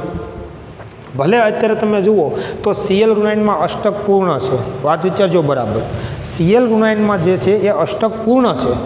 અષ્ટક પૂર્ણ કરવા માટે એણે એક ઇલેક્ટ્રોન કોઈ પાસેથી મેળવવો છે અને એટલા માટે આ કક્ષકમાં પણ ઇલેક્ટ્રોન યુગ્મ પ્રાપ્ત થયું. પરંતુ આવું ઇલેક્ટ્રોન યુગ્મ આખું બંધ બનાવવા માટે હજી વાપરી શકાય અને વપરાશે. એટલે તો તમે જુઓ કે Cl ઋણાયન જે છે ને એને આપણે ન્યુક્લિયોફાઇલ કહીએ છીએ, ઇલેક્ટ્રોન યુગ્મનું પ્રદાન કરે છે. કારણ કે એને એક વધારાનો ઇલેક્ટ્રોન છે એ કોઈ પાસેથી મેળવવો હોય. તમે સમજી શકશો તે પ્રમાણે માની લો કે H અને Cl આ જે છે તો હાઇડ્રોજન અને ક્લોરીન વચ્ચે એક એક ઇલેક્ટ્રોનની ભાગીદારી થઈ અને આ સહસંયોજક બંધ બને છે. પરંતુ જ્યારે આ બંધ તૂટે તો તમે યાદ કરો H ધનાયન અને Cl ઋણાયન બને છે, આમ આપણે કહીએ છીએ. શું કામ Cl ઋણાયન કીધો? કારણ કે આ બંધનું ઇલેક્ટ્રોન યુગ્મ આખું ક્લોરીન લઈ લે છે. કારણ કે એમાં એક ઇલેક્ટ્રોન તો ક્લોરીનનો હતો જ અને બીજો ઇલેક્ટ્રોન હાઇડ્રોજનનો લઈ લીધો. એટલે આવું ઇલેક્ટ્રોન યુગ્મ જે ક્લોરીન પાસે છે જેના કારણે એક એકમ ઋણ વીજભાર છે એને ન્યુક્લિયોફાઇલ કહેવાય. આ ઇલેક્ટ્રોન યુગ્મનું એ પ્રદાન કરી શકશે અને જો આ સંક્રાંતિ ધાતુની ખાલી કક્ષકમાં પ્રદાન કરે તો ચાર સહવર્ગ સહસંયોજક બંધ બનશે અને સંકીર્ણ સંયોજનોની રચના પણ કરી શકે, અર્થાત લિગેન્ડ તરીકે પણ વર્તી શકે છે તેમ કહેવાય. એટલે આવા પ્રકારનો Cl ઋણાયન, અને જોજો કે દરેક લિગેન્ડની પરિસ્થિતિ આવી જ કંઈક હોય છે. કાં પોતાની પાસે એક વધારાનું અબંધકારક ઇલેક્ટ્રોન યુગ્મ હોય, દાખલા તરીકે એમોનિયા, જે પ્રદાન કરી શકશે. હું ન્યુક્લિયોફાઇલ શબ્દ એટલા માટે અહીંયા આગળ વાપરું છું કે તમે ન્યુક્લિયોફાઇલને તમે સમજ્યાશો. તટસ્થ ન્યુક્લિયોફાઇલ પણ હોય અને ઋણ વીજભાર ધરાવતા ન્યુક્લિયોફાઇલ પણ હોય કે જેની પાસે વધારાના અબંધકારક ઇલેક્ટ્રોન યુગ્મ છે, જે પ્રદાન કરી અને પ્રક્રિયા કરશે, બંધ બનાવશે. એટલે તો તમે એને ન્યુક્લિયોફાઇલ અથવા કેન્દ્રાનુરાગી આયન તરીકે આપણે ઓળખીએ છીએ. પરંતુ આવા બધા જ ન્યુક્લિયોફાઇલ જે છે ને એ જો પોતાનું ઇલેક્ટ્રોન યુગ્મ સંક્રાંતિ ધાતુની ખાલી કક્ષકોને પ્રદાન કરી અને જો બંધ બનાવે તો ત્યારે તે લિગેન્ડ તરીકે વર્તે તેમ કહેવાય. એટલે આવા પ્રકારના જે Cl ઋણાયન જે છે તો એક Cl ઋણાયન આ ખાલી કક્ષકમાં ઇલેક્ટ્રોન યુગ્મનું પ્રદાન કરશે અને એક સહવર્ગ સહસંયોજક બંધ બનાવશે. જો વિચારજો કે આ સંક્રાંતિ ધાતુ આયનની ખાલી કક્ષક સંકર કક્ષક અને ક્લોરિનની આ 3p-Z કક્ષક કે જેમાં આવું ઇલેક્ટ્રોન યુગ્મ છે, એટલે ક્લોરિનની 3p-Z કક્ષક અને આ સંક્રાંતિ ધાતુની સંકર કક્ષક આ બંનેનું સમિશ્રણ થાય અને સમિશ્રણ થઈ અને આવા પ્રકારનો એક સહવર્ગ સહસંયોજક બંધ બનાવશે, જેને હું અહીંયા આગળ દર્શાવું છું કે નિકલ +2 એની સાથે એક આવો સહવર્ગ સહસંયોજક બંધ બનશે. 4 sp3 સંકર કક્ષકો હંમેશા તમે યાદ કરો 109 અંશને 28 ખૂણે ફેલાયેલી હોય, ગોઠવાયેલી હોય, અને એટલે જ આનો ભૌમિતિક આકાર સમચતુષ્ફલકીય બનશે. એક બંધ આ પ્રકારનો સહવર્ગ સહસંયોજક બંધ બને છે અને સહવર્ગ સહસંયોજક બંધની રચનામાં તમે જાણો છો કે જે ઇલેક્ટ્રોન યુગ્મ આપે છે એના તરફથી જે મેળવે છે એના તરફ આવા પ્રકારનો એરો દર્શાવી તીરની નિશાની વડે સહવર્ગ સહસંયોજક બંધને આપણે દર્શાવીએ છીએ. બીજો ક્લોરાઇડ આયન બીજી કક્ષકમાં ઇલેક્ટ્રોન યુગ્મનું પ્રદાન કરશે. વિચારજો કે હવે આ 4s અને 4p નથી, પણ સમિશ્રણ થયા પછી સમાન શક્તિ અને સમાન આકાર ધરાવતી નવી 4 sp3 સંકર કક્ષકો છે. આ 4 sp3 સંકર કક્ષકમાં અનુક્રમે 4 લિગેન્ડ 4 ઇલેક્ટ્રોન યુગ્મનું પ્રદાન કરી અને 4 બંધ બનાવશે. લિગેન્ડનું જે ઇલેક્ટ્રોન યુગ્મ છે એને હું ચોકડી વડે દર્શાવું છું આનાથી જુદું પાડવા માટે. આ ઇલેક્ટ્રોન પોતાના છે અને આ ઇલેક્ટ્રોન તમે જુઓ Cl ઋણાયનના છે અથવા લિગેન્ડના છે. આવી રીતે એક સમિશ્રણ અહીંયા થશે, બીજું સમિશ્રણ અહીંયા થશે. આવી રીતે કુલ 4 સંકર કક્ષકો સાથે ક્લોરાઇડ આયનની 3p-Z કક્ષકનું સમિશ્રણ થઈ અને કુલ 4 સહવર્ગ સહસંયોજક બંધ બનાવશે, જેની ભૌમિતિક રચના સમચતુષ્ફલકીય હોય અથવા તો ટેટ્રાહેડ્રલ શેપ છે એ જોવા મળશે. અહીંયા તમે જોઈ શકશો કે K2NiCl4 પ્રકારનું જે સંકીર્ણ છે એમાં ખરેખર sp3 પ્રકારનું સંકરણ થાય છે અને આ sp3 સંકરણ થઈ અને તેની ભૌમિતિક રચના અથવા તેની લિગેન્ડની અવકાશીય ગોઠવણી સમચતુષ્ફલકીય જોવા મળે છે. જુદા જુદા પ્રકારના સંકીર્ણ સંયોજનમાં કોણ સંક્રાંતિ ધાતુ આયન છે અને એની ઇલેક્ટ્રોન રચના શું છે તે પ્રમાણે જુદા જુદા પ્રકારના સંકરણ થતા હોય છે. લિગેન્ડની સંખ્યા કેટલી હોય છે એ પ્રમાણે જુદા જુદા પ્રકારના સંકરણ થઈ અને જુદા જુદા પ્રકારની ભૌમિતિક રચનાઓ છે એ જોવા મળે છે. વર્ણનના સિદ્ધાંતમાં આપણે સમજ્યા તે પ્રમાણે આ સહવર્ગ સહસંયોજક બંધની જે સંખ્યા છે એને સંક્રાંતિ ધાતુની દ્વિતીયક સંયોજકતા તરીકે ઓળખવામાં આવે. અહીંયા આગળ તમે જુઓ તો નિકલની પ્રાથમિક સંયોજકતા +2 કહેવાય, પરંતુ નિકલની દ્વિતીયક સંયોજકતા કેટલી તો કે 4. આ સહવર્ગ સહસંયોજક બંધની જે સંખ્યા છે એને જ જે તે સંક્રાંતિ ધાતુ આયનની દ્વિતીયક સંયોજકતા કહેવાય અને એને જ ધાતુનો સહવર્ગાંક પણ કહેવામાં આવે. અત્યારે આ સંકીર્ણ સંયોજકમાં નિકલનો સહવર્ગાંક કેટલો તો કે 4, એની દ્વિતીયક સંયોજકતા કેટલી તો કે 4. આ રીતે કોઈ પણ લિગેન્ડ સંક્રાંતિ ધાતુ આયન સાથે કેટલા સહવર્ગ સહસંયોજક બંધ બનાવે છે એના આધારે એની સંક્રાંતિ ધાતુની દ્વિતીયક સંયોજકતા અથવા તો એનો સહવર્ગાંક છે એ નક્કી કરી શકાય. આવા અનેક ઉદાહરણો આપણે સંકરણના આધારે જોઈશું, સમજીશું અને એની ભૌમિતિક રચનાઓનો આપણે અભ્યાસ કરીશું. 1160ની અંદર રાસાયણિક બંધનના પાઠમાં તમને યાદ હશે કે સહસંયોજક બંધની રચના માટે સંકરણનો સિદ્ધાંત, વેલેન્સ બોન્ડ થિયરી, સંયોજકતા બંધનનો સિદ્ધાંત તમે સમજ્યા છો. અને એમાં ફેર એટલો કે એમાં અયુગ્મિત ઇલેક્ટ્રોન ધરાવતી કક્ષકોનું સમિશ્રણ થઈ અને સમાન શક્તિ અને સમાન આકાર ધરાવતી નવી સંકર કક્ષકો ઉત્પન્ન થતી હતી. અને આ અયુગ્મિત ઇલેક્ટ્રોન ધરાવતી સંકર કક્ષક સાથે અન્ય પરમાણુની અયુગ્મિત ઇલેક્ટ્રોન ધરાવતી કક્ષકનું સમિશ્રણ થઈ અને સહસંયોજક બંધની રચના થતી હતી, જેને સહિયારી ભાગીદારી કહેવાય. અહીંયા તમે જુઓ સહિયારી ભાગીદારી નથી. સંક્રાંતિ ધાતુની ખાલી કક્ષકો છે, સંકર કક્ષકો ખાલી છે, અને લિગેન્ડની ઇલેક્ટ્રોન યુગ્મ ધરાવતી કક્ષકનું સમિશ્રણ થાય છે. એટલે આ પ્રકારના બંધને સહવર્ગ સહસંયોજક બંધ તરીકે ઓળખવામાં આવે છે. આ ના પરથી તમને કોઈ પણ સંયોજનનું સૂત્ર આપ્યું હોય તો એના પરથી તમે સંક્રાંતિ ધાતુની દ્વિતીયક સંયોજકતા અથવા તો સંક્રાંતિ ધાતુનો સહવર્ગાંક છે ને એ પણ તમે નક્કી કરી શકો. આને સમજાવતો તમે જુઓ, આપણી બુકમાં કોયડો 9.1 આપેલો છે, અને ટેક્સ્ટ બુકમાં તમે જુઓ કે કોયડા 9.1માં શું કીધું છે કે જલીય દ્રાવણોના કરેલા નીચેના અવલોકનોના આધારે નીચેના સંયોજનોમાં ધાતુની દ્વિતીયક સંયોજકતા સૂચવો. જેમ આપણે અગાઉ વર્નનના સિદ્ધાંતમાં જે આપણે કોષ્ટક સમજ્યા હતા એવા પ્રકારે કેટલાક ઉદાહરણો છે એ આપણને આપેલા છે, અને એના આધારે સંક્રાંતિ ધાતુની દ્વિતીયક સંયોજકતા અથવા તો જેને આપણે એનો સહવર્ગાંક કહીએ છીએ એ કેટલો એ આપણે જણાવવાનો છે. હવે એ કોયડા 9.1ની અંદર તમે જુઓ કે જે તમને આખું કોષ્ટક આપ્યું છે એને તમે ધ્યાનથી તમે વાંચો.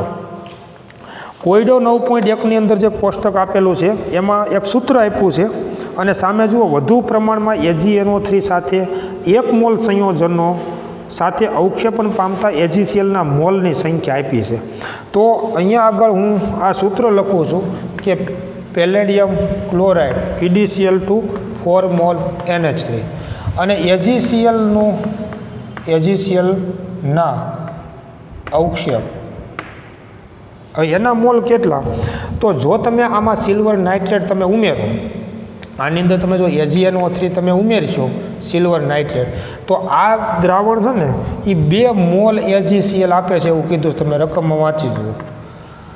હવે આ જે છે 2 મોલ AgCl આપે છે એનો મતલબ શું થયો કે આ બંને ક્લોરાઇડ આયન છે આયનીય બંધથી જોડાયેલા હોવા જોઈએ. 4 મોલ એમોનિયા છે, તો આ સંકીર્ણનું સૂત્ર આવા પ્રકારનું થાય કે પેલેડિયમ NH3 અને Cl2. આનું સૂત્ર આવા પ્રકારનું થાય, કેમ કે આ બંને Cl ઋણાયન છે ને એ આયનીય બંધથી જોડાયેલા હોય તો જ 2 મોલ AgCl છે એનું અવક્ષેપણ થશે. તો આમાં તમે જુઓ કે પેલેડિયમ ધાતુ છે એની સાથે 4 એમોનિયાના અણુ લિગેન્ડ તરીકે જોડાયેલા છે, અને દરેક એક અણુ એક બંધ બનાવશે, તો કુલ 4 સહવર્ગ સહસંયોજક બંધ બનાવશે. એટલે આની દ્વિતીયક સંયોજકતા અથવા સહવર્ગાંક છે ને દ્વિતીયક સંયોજકતા કે આ સંયોજનની અંદર દ્વિતીયક સંયોજકતા અથવા સહવર્ગાંક કેટલો કહેવાય તો કે 4 કહેવાય. બીજું તમે જુઓ કે NiCl2 6H2O આમ આપેલું છે. હવે આમાંય તમે જુઓ કે તેમાં સિલ્વર નાઇટ્રેટ તમે ઉમેરો છો તો 2 મોલ AgClનું અવક્ષેપણ થાય છે. હવે આમાં તમે જુઓ 2 જ ક્લોરીન આયન છે અને એ બંને AgCl સ્વરૂપે અવક્ષેપિત થાય છે, તો એ આયનીય બંધથી જોડાયેલો હોય છે, કાઉન્ટર આયન તરીકે હોય, પ્રતિ આયન તરીકે હોય, અને પાણીનો અણુ છે લિગેન્ડ તરીકે હોય. એટલે કે NiH2O6 અને Cl2 આવી રીતે આમ હોય. બધાનો તમે ઓક્સિડેશન અંક અને જો વીજભાર લખતા જાઓ તો આમાં પેલેડિયમનો ઓક્સિજન +2, નિકલનો ઓક્સિજન +2, જે આમાંય જોવા મળશે +2 0 અને -2, +2 0 અને -2. તો આમાં તમે જુઓ દ્વિતીયક સંયોજકતા અથવા સહવર્ગાંક એ કેટલો થશે 6 થાય. બીજું જે સંયોજન આપ્યું છે એમાં દ્વિતીયક સંયોજકતા અથવા સંક્રાંતિ ધાતુનો સહવર્ગાંક 6 થાય. ત્રીજું તમે જુઓ કે આવા પ્રકારનું સંયોજન આપ્યું છે PtCl4 × 2HCl, અને આમાં જો તમે સિલ્વર નાઇટ્રેટ ઉમેરો છો તો 0 મોલ અવક્ષેપિત થાય, મતલબ AgClનું અવક્ષેપણ થતું નથી. અને વિચારી લો કે AgClનું અવક્ષેપણ જ ન થતું હોય તો આ બધા ક્લોરાઇડ આયન છે ને એ બધા લિગેન્ડ તરીકે જોડાયેલા હોય. એટલે આનું તમે જો સૂત્ર સમજો તો પ્લેટિનમ Cl4 અને HClના પણ 2 અણુ એ લિગેન્ડ તરીકે જોડાયેલા હોય. વાત બરાબર વિચારજો. આમાં તમે જુઓ કે પ્લેટિનમનો ઓક્સિજન +4 થશે, તો આખા HClના અણુનો વીજભાર 0, આ -4 અને આ +4. તો તમે જોઈ શકો છો કે આમાં પ્લેટિનમ સાથે 4 ક્લોરાઇડ આયન લિગેન્ડ તરીકે છે અને 2 HClના અણુ લિગેન્ડ તરીકે છે. તો કુલ 6 બંધ બનશે, એટલે એની દ્વિતીયક સંયોજકતા અથવા સહવર્ગાંક 6 થશે. ચોથું તમે જુઓ તો COCl3 અને 4 મોલ NH3 આમાં જો તમે AgNO3 સિલ્વર નાઇટ્રેટ ઉમેરો તો 1 મોલ AgClનું અવક્ષેપણ થાય છે. એનો મતલબ એક જ ક્લોરાઇડ આયન કાઉન્ટર આયન તરીકે હોય, પ્રતિ આયન તરીકે હોય, આયનીય બંધથી જોડાયેલો હોય. બાકી આ 3 છે એમાંથી 2 ક્લોરીન આયન છે ને, ક્લોરાઇડ આયન એ લિગેન્ડ તરીકે હોય. તો COCl3 4NH3 જે છે એનું તમે સૂત્ર જુઓ તો CONH3 અને 2 ક્લોરાઇડ આયન છે એ લિગેન્ડ તરીકે હોય અને 1 ક્લોરાઇડ આયન છે એ પ્રતિ આયન તરીકે હોય. આમાં તમે જુઓ તો કોબાલ્ટનો ઓક્સિજન +3 છે તો આમાંય આ -1 -2 0 અને +3 થશે. તો આમાં 4 એમોનિયાના અણુ અને 2 ક્લોરાઇડ આયન દરેક એક સહવર્ગ સહસંયોજક બંધ બનાવશે. તો આમાં એની દ્વિતીયક સંયોજકતા કેટલી થશે? 6 થાય. ત્યાર પછી તમે જુઓ તો આવા પ્રકારનું સંયોજન આપ્યું છે કે PtCl2 અને 2NH3. જો તમે આમાં સિલ્વર નાઇટ્રેટ ઉમેરશો તો 0 મોલનું અવક્ષેપણ થાય છે, 0 મોલ AgClનું અવક્ષેપણ થાય છે. મતલબ AgClનું અવક્ષેપણ થતું નથી. જો AgClનું આમાં અવક્ષેપણ થતું ન હોય તો આ બંને ક્લોરાઇડ આયન પણ લિગેન્ડ તરીકે હોવા જોઈએ. એટલે પ્લેટિનમ NH3 ટ્વાઇસ અને Cl2 આ પ્રમાણે એનું સૂત્ર બનશે. જો આનો વીજભાર ગણો તો પ્લેટિનમની પ્રાથમિક સંયોજકતા +2 છે તો આ -2 0 અને +2 તો 2 બંધ એમોનિયાનો અણુ બનાવશે, 2 બંધ ક્લોરાઇડ આયન બનાવશે. એટલે આમાં એની દ્વિતીયક સંયોજકતા અથવા સહવર્ગાંક કેટલો થશે? 4 થાય. તો મિત્રો આ બધા ઉદાહરણો પરથી ખાસ સમજવાનું કે કોઈ પણ સંક્રાંતિ ધાતુ આયનની જે દ્વિતીયક સંયોજકતા છે ને એને જ આપણે સંક્રાંતિ ધાતુ આયનનો સહવર્ગાંક તરીકે પણ ઓળખીએ છીએ. આ બંને સમાન હોય. દરેકમાં તમે ફરી વખત જોઈ જુઓ કે આમાં પેલેડિયમની પ્રાથમિક સંયોજકતા કેટલી? તો કે +2. દ્વિતીયક સંયોજકતા કેટલી? તો કે 4. બીજામાં તમે જુઓ નિકલની પ્રાથમિક સંયોજકતા +2, દ્વિતીયક સંયોજકતા 6. ત્રીજામાં તમે જુઓ પ્લેટિનમની પ્રાથમિક સંયોજકતા +4, દ્વિતીયક સંયોજકતા 6. આમાં જુઓ કોબાલ્ટની પ્રાથમિક સંયોજકતા +3, દ્વિતીયક સંયોજકતા 6. આમાં પ્લેટિનમની પ્રાથમિક સંયોજકતા +2 અને દ્વિતીયક સંયોજકતા 4. દ્વિતીયક સંયોજકતાની જે સંખ્યા છે એને સહવર્ગાંક કહેવાય. કારણ કે આ સંખ્યા શું દર્શાવે છે? તો આ સંખ્યા સહવર્ગ સહસંયોજક બંધની સંખ્યા દર્શાવે છે. દાખલા તરીકે આમાં તમે જુઓ તો નિકલ સાથે 4 ક્લોરાઇડ આયન જોડાયેલા છે, કારણ કે 4 બંધ બનાવશે. પછી આપણે જોશું કે ઘણી બધી વખત કોઈ એક લિગેન્ડ 2 બંધો બનાવી શકે. એટલે હું લિગેન્ડની સંખ્યાને સહવર્ગાંક નથી કહેતો, સહવર્ગ સહસંયોજક બંધની સંખ્યાને એનો સહવર્ગાંક કહેવામાં આવે અને એ સંખ્યાને જેની દ્વિતીયક સંયોજકતા કહેવામાં આવે. અત્યારે આપણે એવા જ લિગેન્ડ બધા જોઈએ છીએ કે જે એક જ બંધ બનાવી શકે છે, પરંતુ કેટલાક લિગેન્ડ 2 બંધે બનાવી શકે, કેટલાક લિગેન્ડ 3 બંધે બનાવી શકે. કારણ કે કેટલાક લિગેન્ડ 2 ઇલેક્ટ્રોન યુગ્મનું પ્રદાન કરી શકે, કોઈ લિગેન્ડ 3 ઇલેક્ટ્રોન યુગ્મનું પ્રદાન કરી શકે. વિચારજો બરાબર. એટલે દ્વિતીયક સંયોજકતા કોને ગણવાની? તો સહવર્ગ સહસંયોજક બંધની જે સંખ્યા છે ને એને જ એની દ્વિતીયક સંયોજકતા ગણવાની અને એને જ એનો સહવર્ગાંક ગણવાનો. લિગેન્ડ ગમે એટલા હોય. એટલે આ પ્રમાણે કોઈ પણ સંકીર્ણ સંયોજનમાં સંક્રાંતિ ધાતુની દ્વિતીયક સંયોજકતાને તે સંક્રાંતિ ધાતુ આયનના સહવર્ગાંક તરીકે ઓળખવામાં આવે છે. અને આ બંને શેનો નિર્દેશ કરે છે? તો સહવર્ગ સહસંયોજક બંધની સંખ્યાનો નિર્દેશ કરે છે.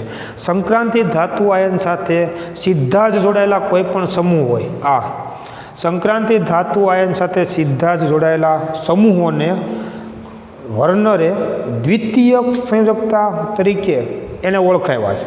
અને આ સંક્રાંતિ ધાતુ આયન સાથે સીધા જોડાયેલા સમૂહો સંક્રાંતિ ધાતુ આયન સાથે કેટલા સહવર્ગ સહસંયોજક બંધ બનાવી શકે છે એ સહવર્ગ સહસંયોજક બંધની સંખ્યાને તેની દ્વિતીયક સંયોજકતા અથવા સંક્રાંતિ ધાતુ આયનના સહવર્ગાંક તરીકે ઓળખવામાં આવે છે.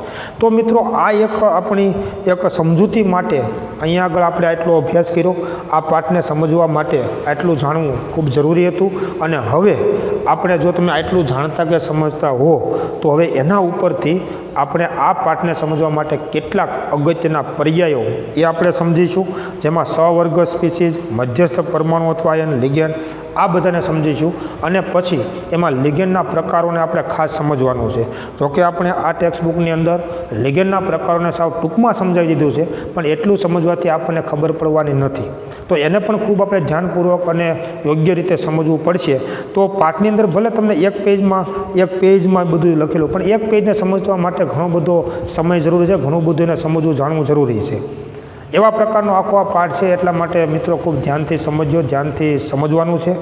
પાઠની અંદર જે આપણે અગત્યના પર્યાયોની જે ચર્ચા અને એની વ્યાખ્યા આપવાની છે, એની વાત આપણે આવતા નેક્સ્ટ લેક્ચરની અંદર કરીશું. Thank you very much.